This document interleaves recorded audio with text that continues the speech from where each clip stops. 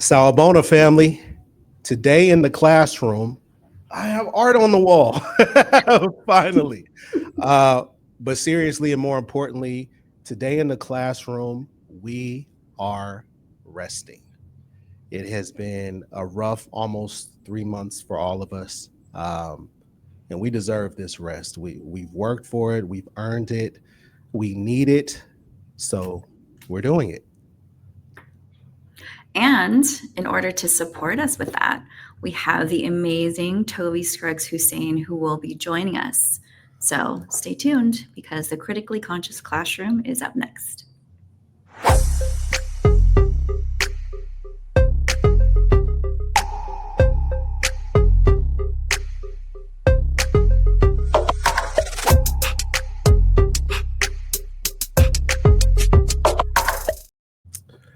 Microphone check 1 2 1 2. Class is in session. Welcome to the Critically Conscious Classroom. I am one of your co-hosts, as well as the ACSA Director of Diversity, Equity, and Inclusion, Anthony Robinson. And I'm your other co-host, Dr. Tracy Noriega, ACSA Senior Director of Diversity, Equity, Inclusion, and Professional Learning. Welcome. Yes. Welcome to episode 3. Welcome So, to episode 3. And thank you all. We've been trying to do this about every 2 weeks. But as I mentioned last show, my father passed away, so I had to go home to the Philippines to get him settled. So thanks for waiting an extra week. yes, definitely. So we're going to go ahead and hop in. But before we do, I have some breaking news that just broke a little over 20 minutes ago that I'm just going to read you all a bit of LA Times. So we mentioned that we're going to be resting today. And after I read this to you, rest is going to be very, very important. So according to the LA Times, federal agents were denied entry to 2 elementary schools in LA Unified after they showed up unannounced and sought to get in touch with 5 students who the agents alleged entered the country without documentation. School officials said that the agents professed that they were there to check on the students' well-being and lied when they told school officials that their families had given permission for the contact. So again, this actually happened yesterday at 2 elementary schools in the Los Angeles Unified School Districts. I just wanted to take a moment to pause there, right? Because we've talked about this, essentially in theory. We've talked about what could happen, our fears, but it's here at our front door. And I'll just say, as someone in Sacramento, as a parent, as an educator myself, as not only a diversity, equity, and inclusion practitioner, but a leader and a champion for children, that makes me very angry. It hurts, and I need this rest. The rest that we're going to talk about, the rest that we're going to practice today, so that I can jump into the fight and be my best self. I don't really have too many more words. Tracy, I'll throw it to you. I'm just going to throw it to you. I definitely want to shout out LA Unified, the principals of this school, the staff at this school. Having been, an elementary principal before, that the front office staff, they're the first in line, right? Your clerks, your secretary, those are your people. They're the ones that the parents actually get to know the best. Right. So I just wanted to shout them out because they were prepared. And I know that a number of districts across the state have prepared their staff, given all their staff as much information as possible. Here at ACSA, we have bi-weekly superintendents council meeting where we provide all this information to superintendents. We put a number of things out on EdCal and in every way, form, or fashion, trying to get all the most up-to-date information, trying to make sense of what is real, what is not. But here's what folks continue to say, right? We have California laws. And so just because there might be some executive orders, we really need to do some research about what truly becomes real or not real. Acts of Congress, or initiated as an act of Congress, needs to be an act of Congress to dismantle, right? So Right. I think those are the things that we also need to be cognizant about. I also think that it's really important that our families are made aware. Again, I know a lot of districts have also done town halls and given information to their families. A lot of community-based organizations, again, educational partners, are super, super important in this time Right. right now. So when we talk about rest, it's really being able to get that rest so that our minds are clear, right? Not so much that we continue to have energy to fight. Yes, that.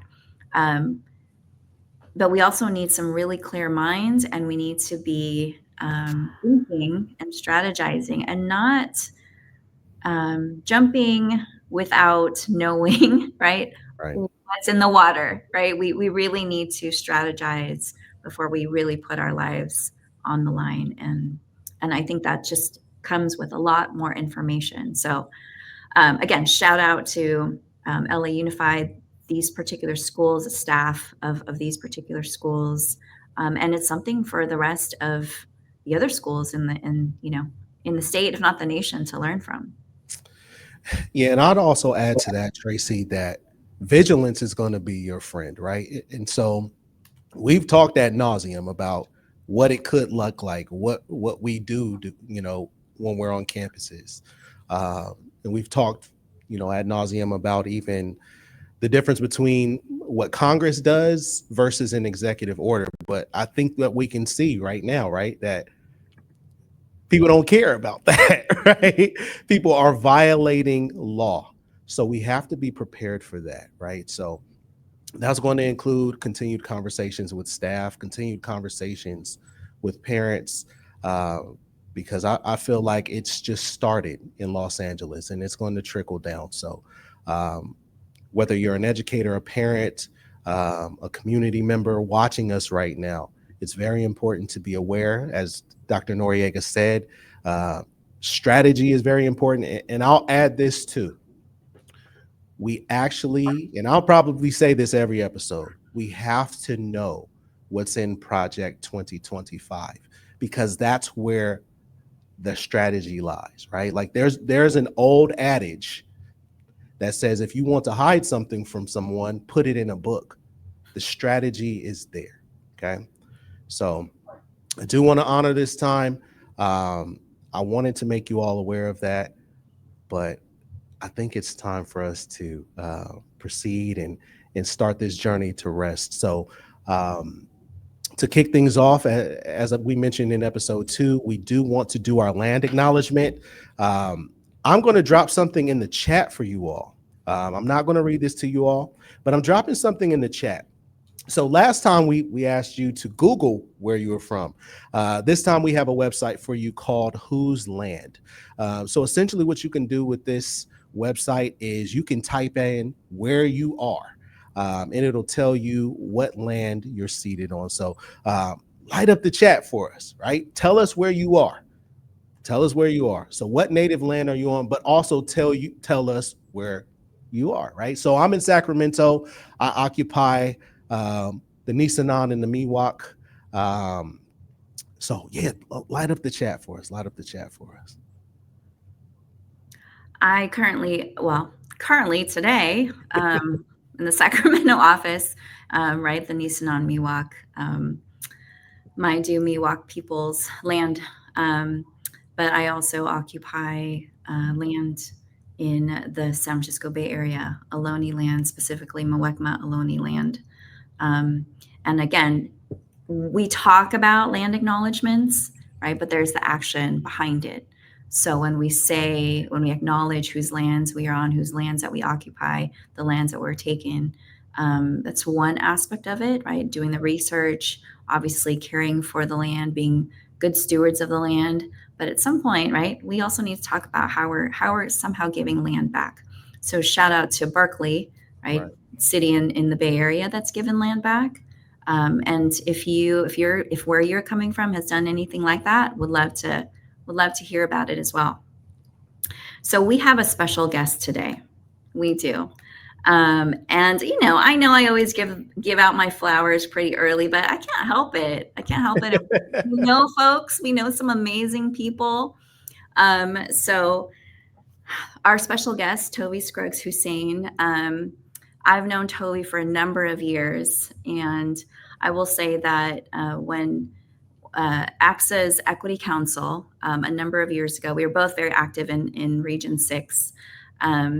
And there was a point in time where I took a little break because we had this thing called the Race to the Top grant in our district, and took a lot of time. So I took a little hiatus from ACSA Region 6 leadership. But when I came back in, Tovi and I worked together. She was actually the equity chair for the region, and we started to work together, and we created our Region 6 Equity Symposium. And it became the thing for Region 6 for a number of years. I know Region 6 is bringing back their Summer Leadership Institute this coming June.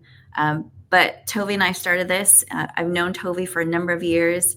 She's given me some amazing advice through the years. She turned me on to this thing called rest. What is that? I know a number of months ago, I wrote an EdCal, the different forms of rest that Dr. Sandra Dalton Smith, an African-American, a doctor, she coined these 7 forms of rest. And I'm just going to list them for you all real quick. Physical rest, mental rest, emotional rest, sensory rest, creative rest, social rest, and spiritual rest. And from time to time, we all need something different.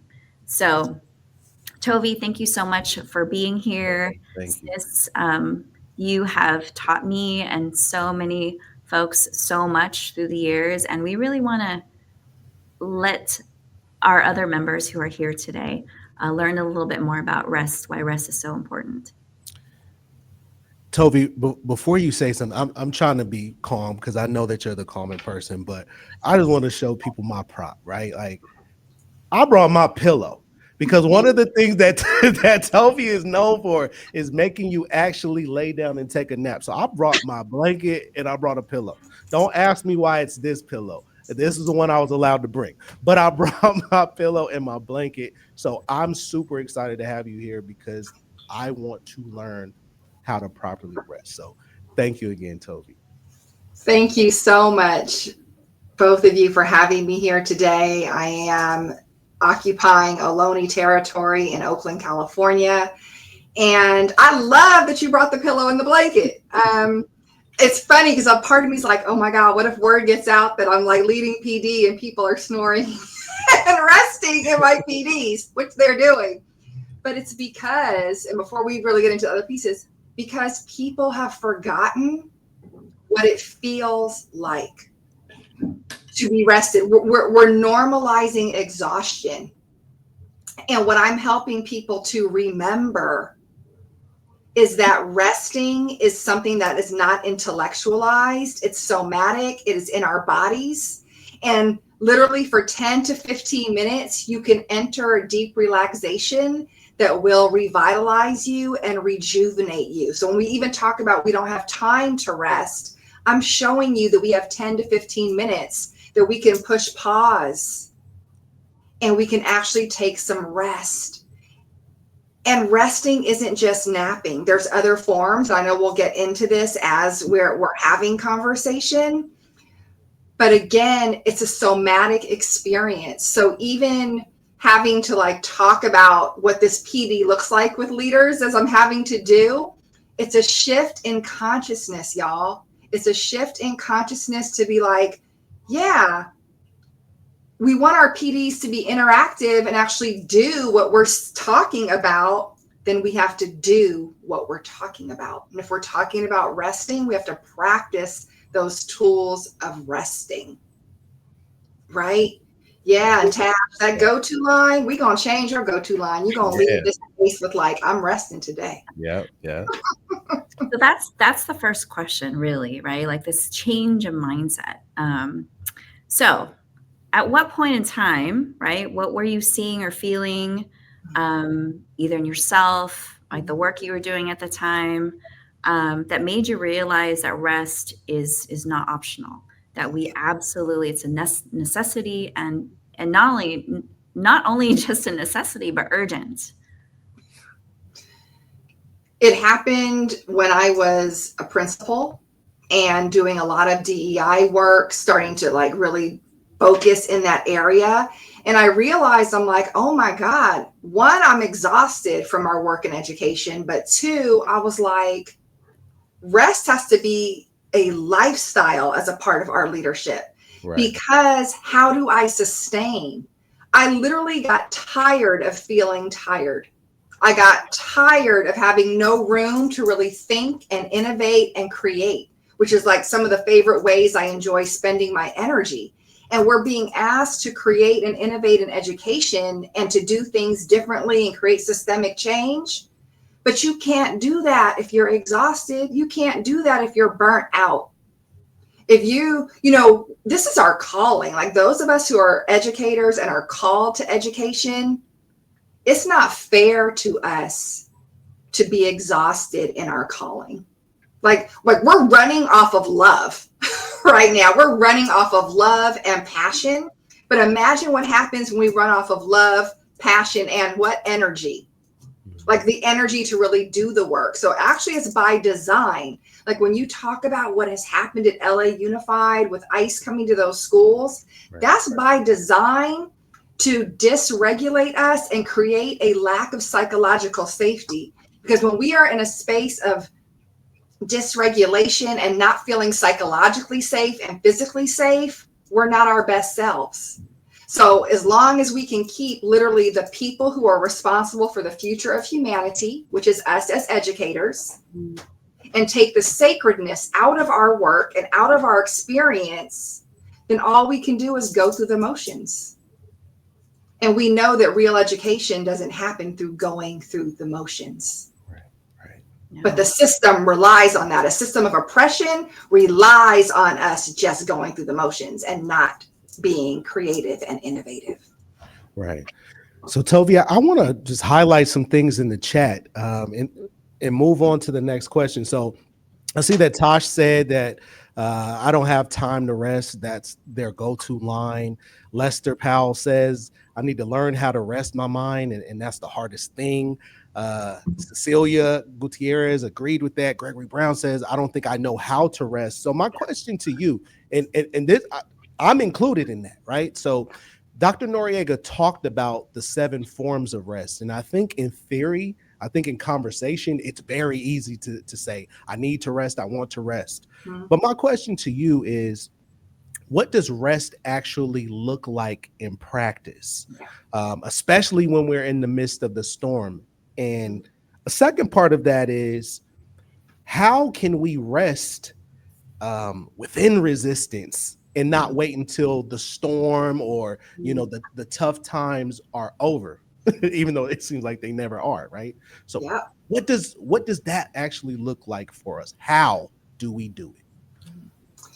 That's part of the remembering. So that's why it's so somatic and experiential, because we intuitively know how to rest, and we knew how to rest before we were taught to forget, to know that we deserve rest. So part of it's a consciousness. And when we talk about what does it look like in practice, I've come up with an acronym for rest, because a lot of people are like, oh, she's just telling us to take a nap, or the nap bishop is saying, you got to just take a nap. It's so much more than that. So the acronym that I came up with for rest: restoratively embracing self today.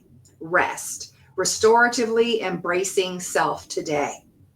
And that is about micro moments of peace and self-care on a day-to-day basis. Some days it looks like meditation. Some days it can look like journaling. Some days it's just this quiet nothingness, just sitting there and just looking out the window, sitting there, just being quiet with your warm mug. Maybe it's reading, maybe it's unplugging. I have to use my calendar. That's how I started habituating myself back into rest. When my calendar has a dark purple spot, then I know that I did something restorative that day. I took some rest that day. So it really is, what are your ways to access restoring yourself? That's what rest needs to look like for you.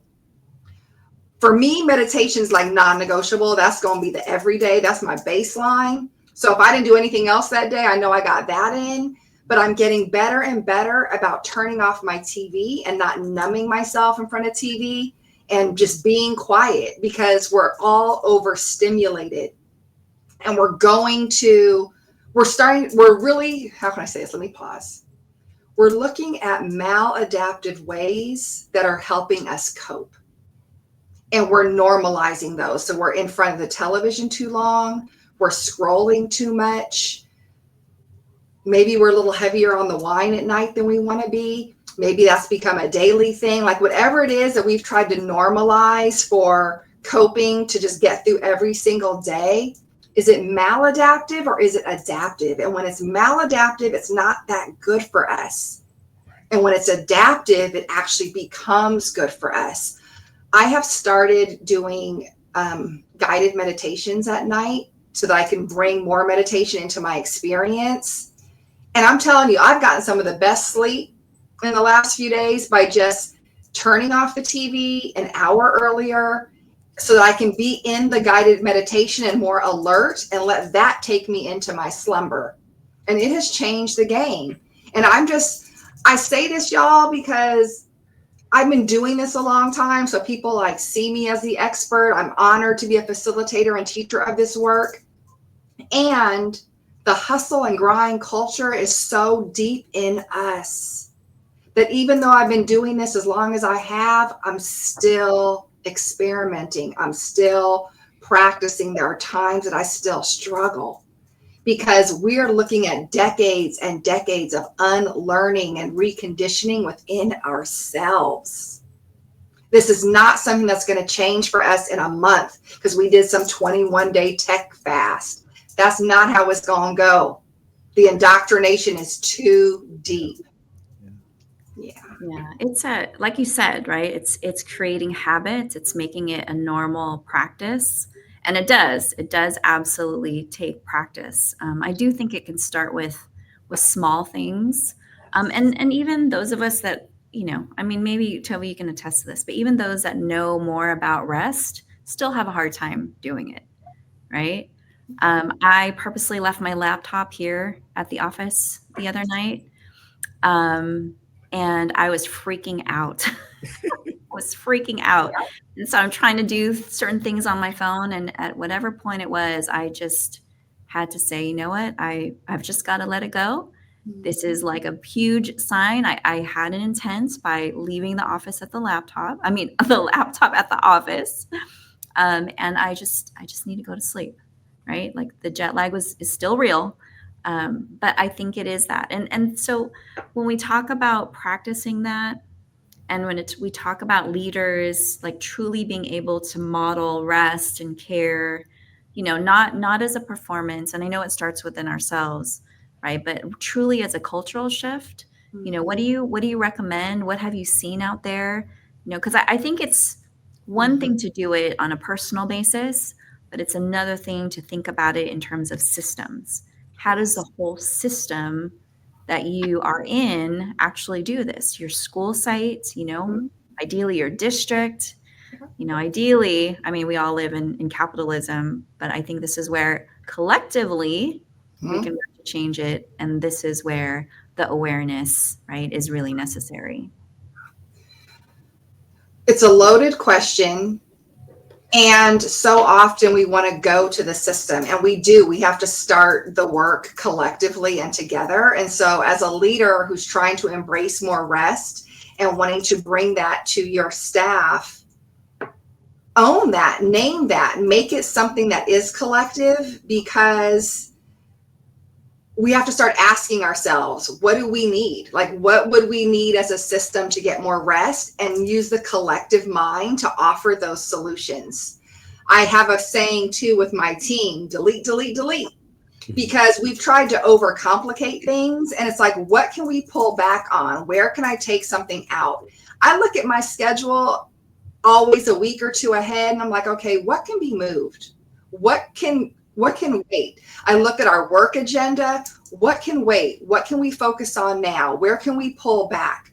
So thinking about slowing down and thinking about less is more, and modeling the consistency of it. So it could even look like, Tracy, I like that you said I left the office at the laptop.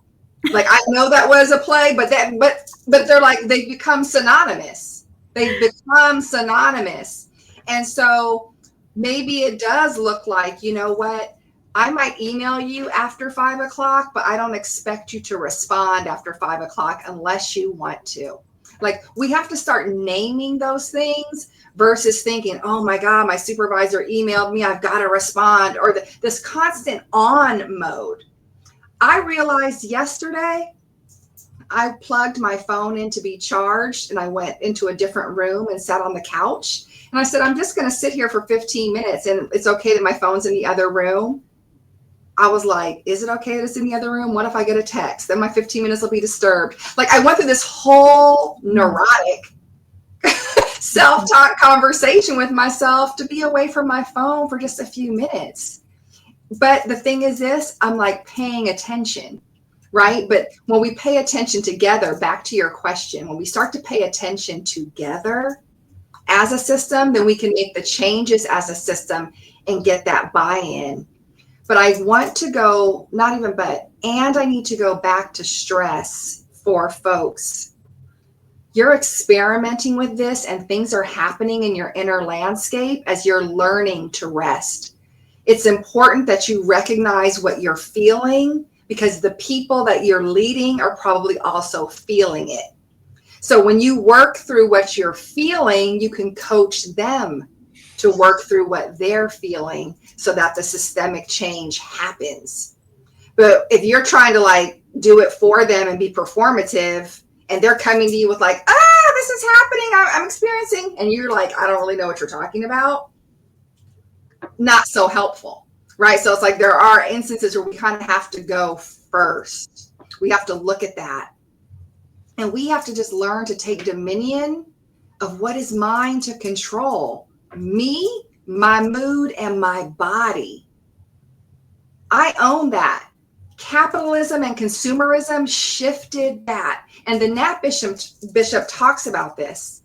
And as a Black woman, we have to own as Black people and remember that our Black bodies were the first currency in this country.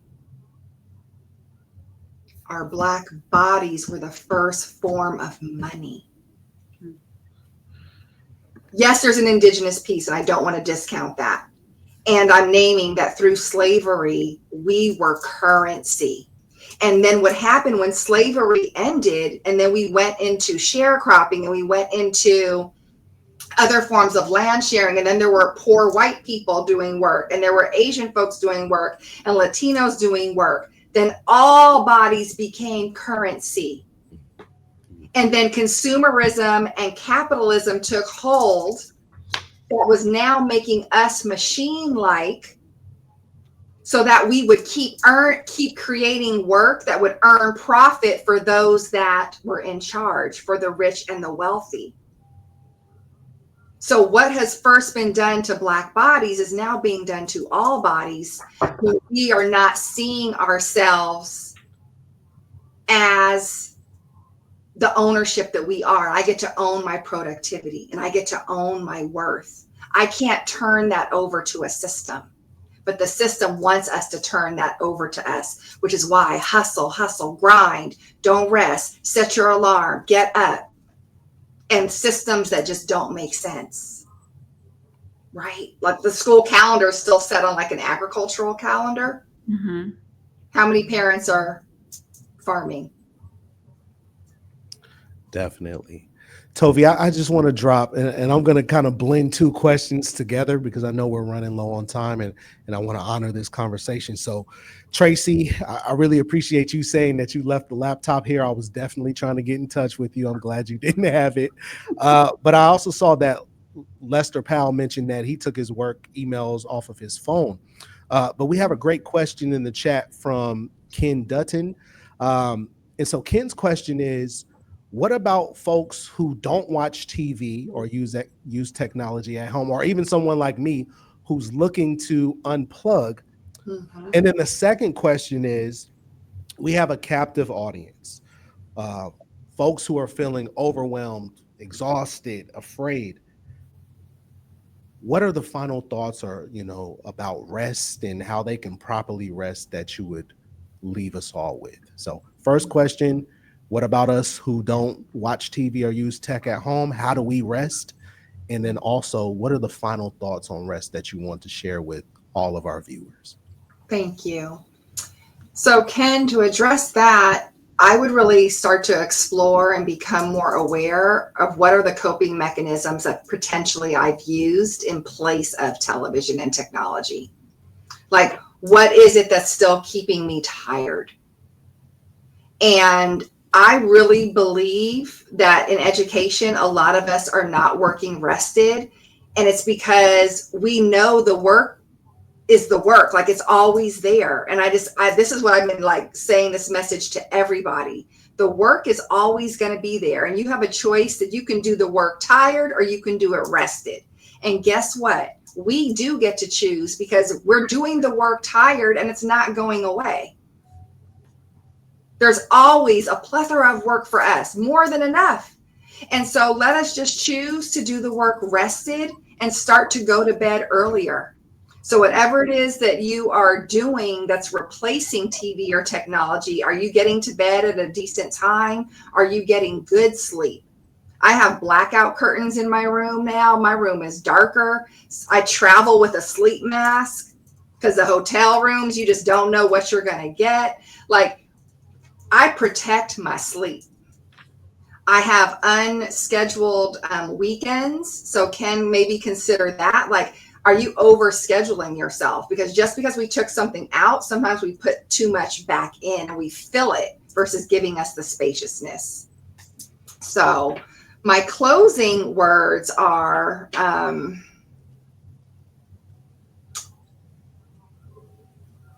work is sacred, and so are we. And we have the sacred work and the honor and the privilege to cultivate and contribute to the future of humanity. That is our work when we work with other people's children. They have turned over their most precious treasure to us and our care. And we are going to have to shift our consciousness. We are going to have to deepen connection so that we can be more courageous to create schools and organizations that are contributing to where we need to go. And we don't need to go into an exhausted future. We need to go into a rested future. So we have to soften into owning that we can rest and give ourselves permission to rest, because a culture of toxicity is not going to give us permission. And owning our rest and saying yes to it is a courageous mindset. It's going to require a courage consciousness. And finally, it is a rich spiritual posture to look at ourselves as something sacred, as something created in perfection, and that our leadership is actually a calling. And are we treating that calling with respect and with reverence, so that we treat the vessel that does the leadership and benefits the future? Are we seeing ourselves as that valuable, or are we just hustling? And that'll preach itself. Tovi, thank you so much for being here, for sharing all of this great information. Everybody, make sure you're resting. As she said, remember.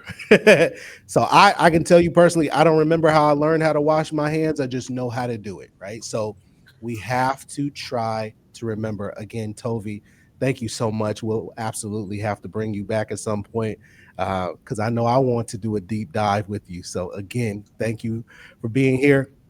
All right, y'all, we want to honor your time because I know we're supposed to only go for 30 minutes. So I'm going to go ahead and get us out of here.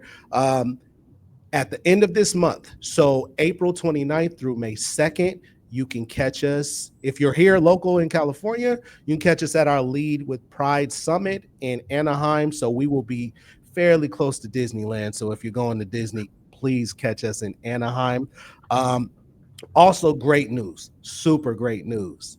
You all have been registering for the first 3 episodes. We appreciate you all. But guess what? We're going to YouTube, and then we're going to be live on YouTube. We're on YouTube. The Critically Conscious Classroom will be reporting live from YouTube moving forward. So here's what we ask you all to do. We ask you to subscribe to the ACSA YouTube page and make sure you set your notifications so that you'll be notified when we go live. And that starts our next episode. So 2 weeks from now, April 24th, we will have Dr. Sharina Betters. That's going to be a super powerful episode, so you don't want to miss that. Okay. And I'll leave you all with this thought. I will let Dr. Noriega say something because I don't want to just completely talk over her. But we often talk about rest as being resistance. Rest will save your life. So at some point, I'll share what happened to me last year, my testimony, whatever you want to call it. But not resting almost took me off this earth. It's not worth it. We love our kids. We love our work. We're fighting. But if we're not here to fight, then what happens, right? So make sure you're resting. You can find Tovi online if you want to have more conversations with her. Yeah. Dr. Noriega, any final thoughts before we close? Yes, I'll share that when we talk about leadership and the sacredness of leadership, first, it's kind of combined. I'm going to plug our Summer Leadership Institute, which is happening at the end of June at the University of Laverne. Registration is open. That institute, it's a week-long residence, and a lot of times it's new principals, sometimes new teams that come, some aspiring administrators as well. But when I think about something like that, right, and we think about the future leaders, I think this is where this idea of rest being sacred we can start with ourselves because we're in it, right, and we need it, and then we can start to instill this in the next generation of leaders, right, to help to create better systems for educators, for ourselves, and then for our students.